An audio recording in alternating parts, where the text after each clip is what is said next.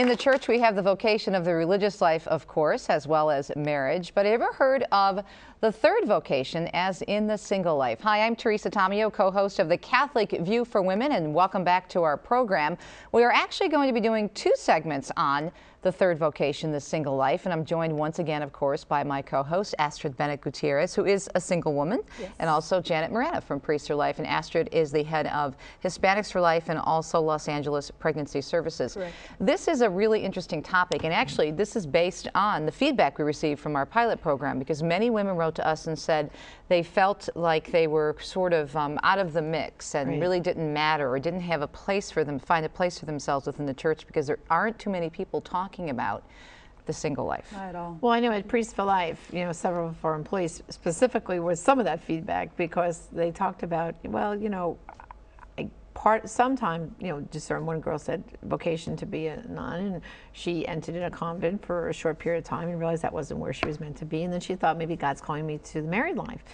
But she's in her late 40s now, and that hasn't happened. And she said, like, what does that mean? They have these feelings, these women, that is there something wrong with me? And people ask them, oh, let me fix you up with cousin so-and-so and this one, because they feel like, okay, you didn't become a nun, so you have to get married now. And she said, well, maybe that's not what God wants me to do. Maybe that's not what God's calling me to do. But they're struggling with those feelings. And when you think about it, Ashley, you must have a similar situation, that where do you fit in, and who's telling me about how do I discern this and how do I figure it out? So I know there's definitely a need for us to talk about this, but what's your experience, Astrid? My experience has been that, well, naturally you feel called to marriage, and what seems to be a universal call for many people. But for me, it was just really wanting to belong to Christ, that strong feeling like I wanted to serve Christ, be close to God, and that naturally led me to want to discern religious vocation. But then for me, it was really seeing how much the world was in need of service from the laity in terms of the pro-life movement, knowing that 4,000 babies are dying every single day. I felt that somebody has to be there to try to rescue them, and perhaps total consecration as a single person is a vocation. For me, it was more just easing into it and realizing that this is what I really want to do with my life, is to help save babies and be close to God in the world, not necessarily in religious life or as a married person. And so far, I'm still open to marriage, but for me, I feel like God has really given me a mission, and that's what I've been doing these years. And it's difficult. You just struggle. The family, they ask you questions. The media tells you you're deficient or you're lacking something because you don't have a spouse, you're missing out on something. And marriage is very beautiful, and part of what we do in pro-life is uphold marriage and all the vocations, but I think the single life has to be validated, and it is in the church. I think getting back to your work that you do, and you said that you were felt called to save babies. Yes. It's interesting because you're not married. You're open to marriage, obviously. Yes. But that, I think, is inherent in who we are in terms of being physical or spiritual mothers. And all called to be physical mothers. I wasn't able to have children, but I'm a spiritual mom in so many ways, especially with our viewers and my listeners. I actually get Mother's Day cards every year from my listeners because they feel like I'm a spiritual mom. So you're called to be that spiritual mom for the babies, Indeed. Speaking up for the babies for whom no one's speaking. To be fruitful, to be a spiritual mom. I get to hold babies that God allowed me to take apart in saving that child's life. Seeing the faces of the women who've chosen life, to feel a part of their lives every day for me, it has been a privilege. I feel so fulfilled. I'm tired at the end of the day. I feel emotionally spent. Because you've given yourself for an incredible mission. Indeed. And really, nothing can be at times more stressful than trying to help a woman turn away from abortion and realize that, okay, I can do this, but then you've got to walk that walk with her the rest of the months. I mean, people just think when you talk a woman out of having an abortion, it's 1, 2, 3. Congratulations, they're gone. Well, that's what Planned Parenthood wants you to think, that we don't care about the woman. Decision, when they say yes, it's only the beginning. What we're telling a woman is that we are going to shoulder that burden with her. We're going to walk with her, that she's week by week, alone. month by month, throughout the Absolutely. pregnancy, and then after the baby's born, we continue. I see the children when they're in kindergarten, when they're graduating school. I mean, I get to see their lives, and so we, work So continues. You feel like, in a sense, that they're your children. Sometimes we do even become their godparents, which is so amazing. Well, you have a scripture verse here that we picked, Astrid, that I'd like you to share before we go into our clip, our very special interview. Yes, it's from Corinthians. I would like you to be free from concern. An unmarried man is concerned about the Lord's affairs, how he can please the Lord. But a married man is concerned about the affairs of this world, how he can please his wife, and his interests are divided. An unmarried woman or virgin is concerned about the Lord's affairs. Her aim is to be devoted to the Lord in both body and spirit. But a married woman is concerned about the affairs of this world, how she can please her husband. I am saying this for your own good, not to restrict you, but that you may live in a right way in undivided devotion to the Lord. This is a perfect segue into our interview that we're going to share. I had the opportunity, along with Janet, to visit again with our dear sister, a single woman who has got such an amazing life and does so much good in and for the church, Joan Lewis, who's the Rome Bureau Chief for EWTN and who is based in Rome. And she talks about the fact that her life, well, it took a different turn than she expected, but once she accepted what the Lord had for her, she said it's been an absolutely incredible journey that just continues. Let's take a listen. I have had many aunts and uncles, my mom and dad, brothers and sisters, dozens of cousins, and I just think I presumed, because that's what you did when I went to college. I just presumed that marriage, even though I'd planned for a career, I had worked in languages, maybe the foreign service, and I just presumed that marriage was on the horizon, and it took me a while to realize, to listen to God, that He had other plans for me. And one day, after a particularly traumatic experience, I can't remember the day, the place. I know I wasn't in church, but I just had this, Lord, I'm putting everything in your hands. And it was like this huge burden was taken off my shoulder. And then the rest of life just seemed to fall into place. Steps were taken. My steps, I guess, were guided. If I'm looking back on it now to tell you, I would say my steps were guided. And before I hadn't let that happen, I thought, obviously, I knew it all and what my life should be. And when I let the Lord take over, all the steps that have brought me to where I am today, my years at the Vatican and then leading up to this time with EWTN.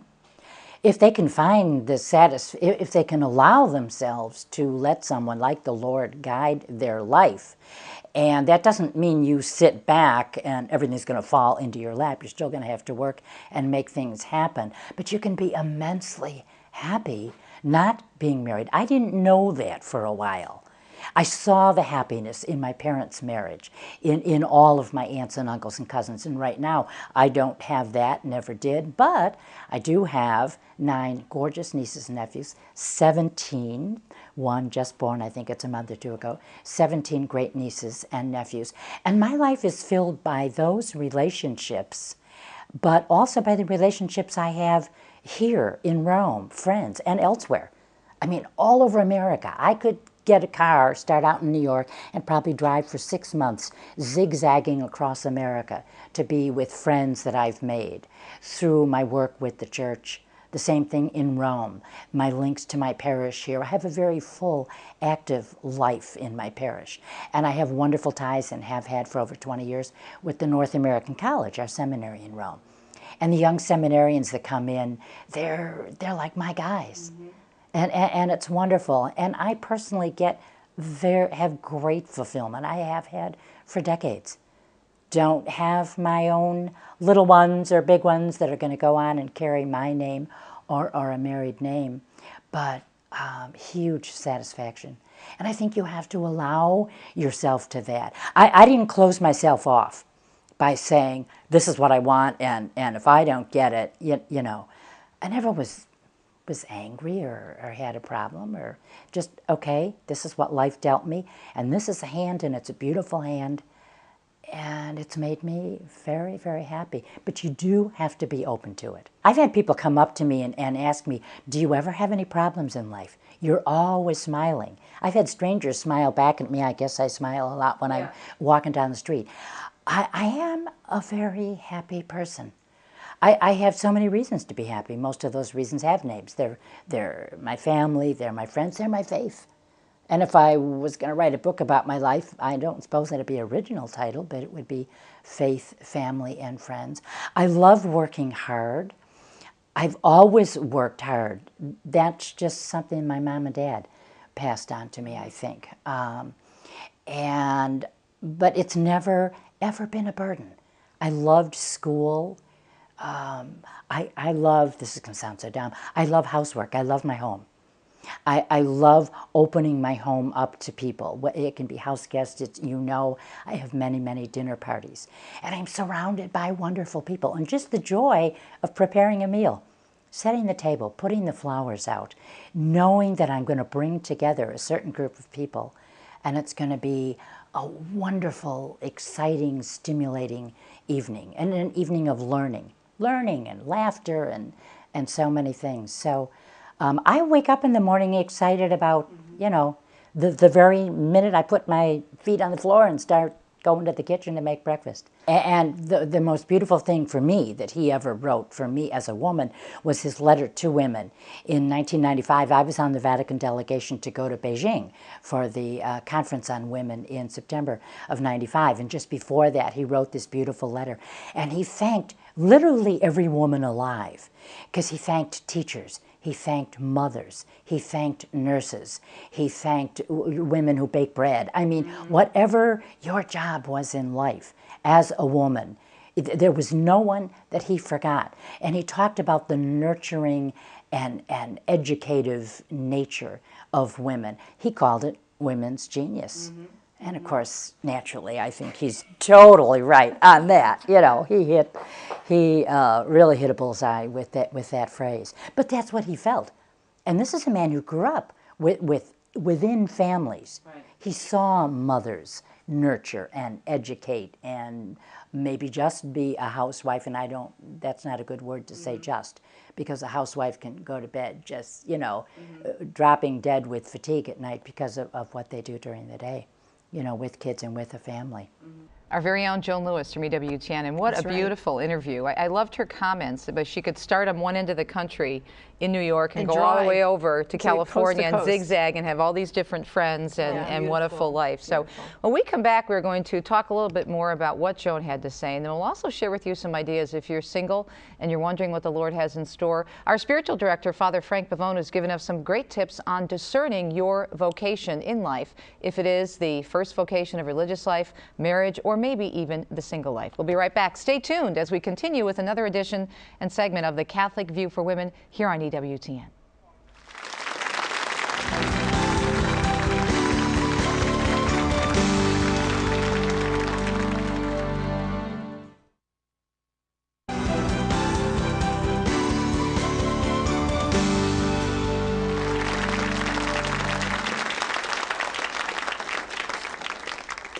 Welcome back to the Catholic View for Women. Teresa Tomeo along with Astrid Bennett Gutierrez and Janet Morana, my co-hosts, of course, on the Catholic View for Women here on EWTN. Really hope you enjoyed that brief interview with Joan Lewis. Joan is, of course, a guest on my radio program, Catholic Connection, every Wednesday morning, right after the audience with the Holy Father. She joins us live from Rome. And Janet and I have had the privilege more than once of being in her beautiful apartment. Oh, it is amazing. First of all, the view from, I know she talked about the Catholic view, because it really is a Catholic view. It is a Catholic view. St. Peter's right there from her dining room.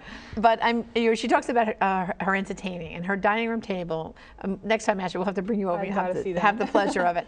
But she always sits with her back to the window because she lets all her guests around her table stare at the dome of St. Peter's, which is right out her window. And her food it's like a gourmet meal. So eating in a high-end Roman restaurant. Right. And she fusses over everyone with the beautiful linens, and then the china is out, and then all the artifacts around her apartment. I mean, it's like a tour. It's amazing. All the people she's met, the things she's done. Pictures of her and the Holy Father. Of the different Holy Fathers. Right, plural. I should say plural, right, plural. Exactly.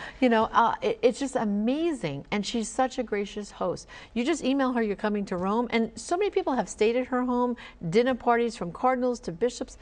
And seminarians, she talked about her love for the knack, and how she worked. That's North American College, right? How she kind of like is a little den mother sometimes for the guys, and they go up there at Thanksgiving time, and it's just her life. It really is full. And I bet you, I know Joan probably wouldn't mind us saying this because she doesn't care about her age, but Joan is 72 years old. And you would never guess it by looking at that and her energy about, like she said, she gets up in the morning, praises the Lord, and hits the ground running, and her smile. I mean, we even went shopping with her near her home. All the shopkeepers know her. Hi, Joan. And it's just amazing. the joy. But I think that the point that is really interesting that she made, and I know, even though I'm married, I felt the same thing when I accepted that God had a different path for my life, leaving the secular media, going into Catholic media. Right. And I just said, okay, Lord, if this is it, if you want me to leave, I'm okay with it, because I had struggled with it for a long time. And no, I'm supposed to be on television, being this Christian in the secular media. I'm supposed to do this, that, or the other thing. But once I said, okay, maybe that's not how you want to use my gifts, I'm going to accept that, because doors kept closing for me in that arena. And then a peace came over me, and then he slowly moved me into a different direction. And did you notice how she mentioned that? Right. That she didn't block herself off, and I think that's what happens to a lot of us. I did that for a while, where no, I have to be in the secular media, I have to be on the air. But once I said, okay, God, maybe there's another plan here for me to use my talents, things started to change, and the peace made all the difference in the world. She mentions that, how she let God take over her life, and it made all the difference. Right. Watching her was so inspiring for me, because it shows this incredible magnanimity that I think we all need to have, but especially single people, because the tendency is to draw inward to what we don't have. As opposed to, and Lord, why don't I have this? And then she radiates this incredible generosity. Right. She radiates Christ, first of all, because she has a strong But I prayer think that's life. because she opened herself up. Exactly. That was a starting point. You know, but it's not that she didn't have a struggle about it. You know, she did indicate that. You know, there was that period, which probably a lot of women are identifying with, like, okay, I'm in that phase right now, and that's why you need to turn to the Lord in discernment and say, you know, Lord, what are you asking me to do? Because Joan said she finally asked the question. Like she said, you know, I was going through life, and then I finally said, okay, God, sometimes we need to ask him, which we don't do. You know, we're just like in our own thoughts and feel. Sometimes we're throwing ourselves little pity parties too about things aren't working out the way we want them to. And when she finally asked, God said, hello, Joan, it's okay. And that's when she got that peace. So sometimes we have to be kind of listening, which I don't think we do. And we have too much noise around us, as you say in your book, noise. You know, the media, the TVs, the cell phones, the iPods. Sometimes we have to be still and listen to the Lord. You know? And trust. And trust. You have a quote here from the Catechism, Janet, that's really good. Yeah, I mean, you know, again, we want to try to bring out documents, and everyone hears about the new Catechism. I want to know how many of our viewers have actually cracked the binding in theirs at home. Yeah. So this is from, the actual quote is from 1658 of the Catechism, which says, "We must also remember the great number of single persons who, because of the particular circumstances in which they have to live, often not of their choosing, are especially close to Jesus' heart, and therefore deserve the special affection and active solitude of the Church, especially of pastors. Many remain without a human family, often due to conditions of poverty. Some live their situation in the spirit of the Beatitudes, serving God and neighbor in exemplary fashion. The doors of homes, the domestic churches, and of the great family which is the Church must be open to all of them. No one is without a family in this world. The Church is a home and family for everyone, especially those who labor and are heavy laden." That is so beautiful. So I mean, I think that's a perfect inspiration there for what we're talking about. Yeah, and it's interesting because this program that we're doing in the next segment, we'll do it again on vocations, a single life. We're going to be actually doing, you know, 2 parts.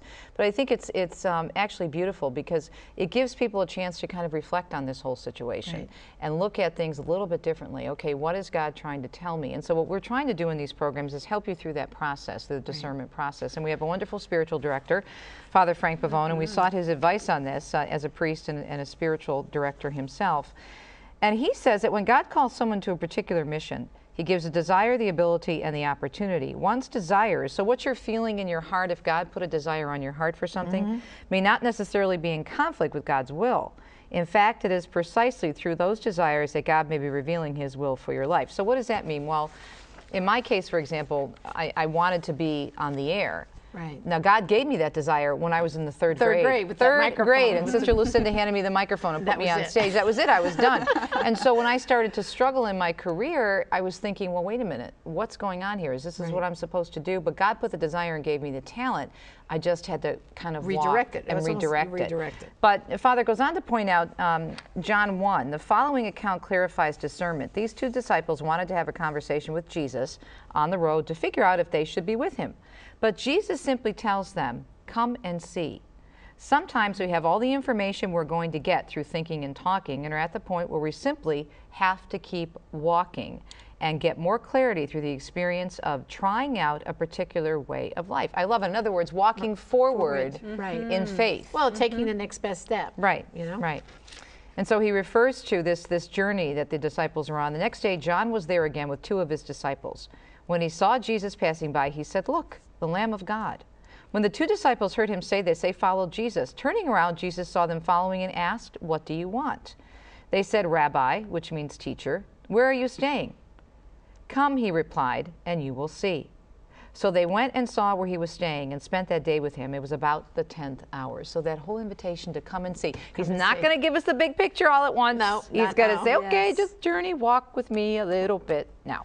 And sometimes that walk with me might be spending time in adoration. You know, Eucharist adoration, quiet with the Lord. You know, because there they had Jesus on earth with them and they were walking with him. So people might be saying, well, you know, how do I hear Jesus? Well, we have so many adoration chapels around the country. Exactly. And that's what I think this is saying in this day and age, to come and see and come and pray before the Blessed Sacrament. Yes. And then do like this is saying, take that next step that you think Jesus is calling in your heart. And then that peace will come. And isn't it true that probably during discernment is when we have the most intense prayer moments of our lives, when God really says, "I've chosen you for this particular vocation and will you or say yes mission." to it? Exactly. Right. So going through discernment is a blessing in itself. And in the end, we have to realize that no matter what we choose, we are called to be spouses of Christ. Right. He is the spouse of our soul. So in everything, to look for him first, no matter where you end up, or if you're married or single, to always remember that your happiness is in Christ. And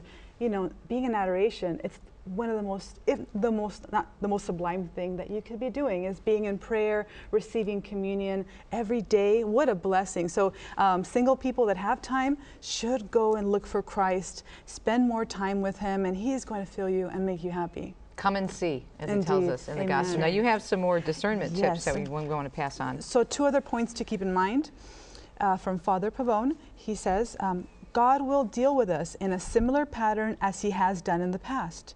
In other words, when trying to make a difficult decision, think about how God has made clear the right decision in the past. And second, if you feel called to marriage, that is a normal aspect of our human nature. The mere desire for it doesn't mean that it is your call.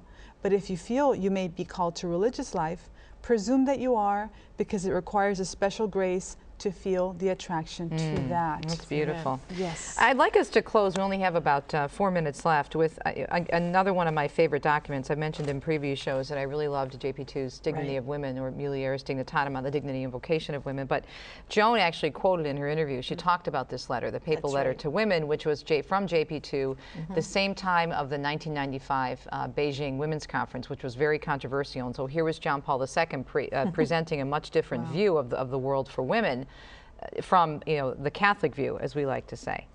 So Janet, why don't you start? Okay, it starts with, thank you, women who work. You are present and active in every area of life, social, economic, cultural, artistic, and political. In this way, you make an indispensable contribution to the growth of a culture which unites reason and feeling to a model of life ever open to the sense of mystery, to the establishment of economic and political structures even more worthy of humanity. Thank you, consecrated women. Following the example of the greatest of women, the Mother of Jesus Christ, the incarnate Word, you open yourselves with obedience and fidelity to the gift of God's love. You help the Church and all mankind to experience a spousal relationship to God, one which magnificently expresses the fellowship which God wishes to establish with his creatures. I love this. Thank you, every woman, for the simple fact of being a woman. Through the insight which is so much a part of your womanhood, you enrich the world's understanding and help to make human relations more honest and authentic. We only have about a minute and a half left, so we're going to turn it over to our teacher for the homework assignment, which does include the papal letter to women. But I want to remind everyone of our Madonna of the Kitchen, which is our symbol for this show to kind of help us keep a more spiritual mind in our kitchens.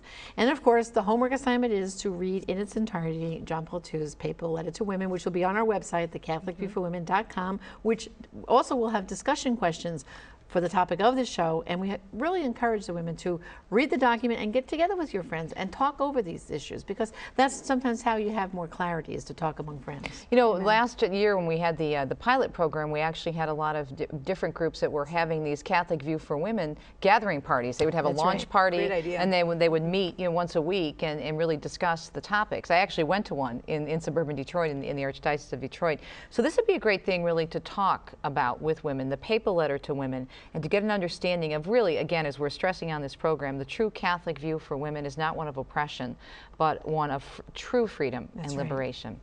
Thanks so much for joining us on this edition of The Catholic View, taking a more in-depth look at the third vocation, the single life, and we'll be back with another program on this very topic. I'm Teresa Tomeo. Tune in again, and don't forget to visit our website, thecatholicviewforwomen.com. And we'll see you next time. Myself, Teresa Tomeo, Astrid Bennett Gutierrez, Janet Morana on The Catholic View, right here on EWTN. We'll see you next time. Thanks and God bless.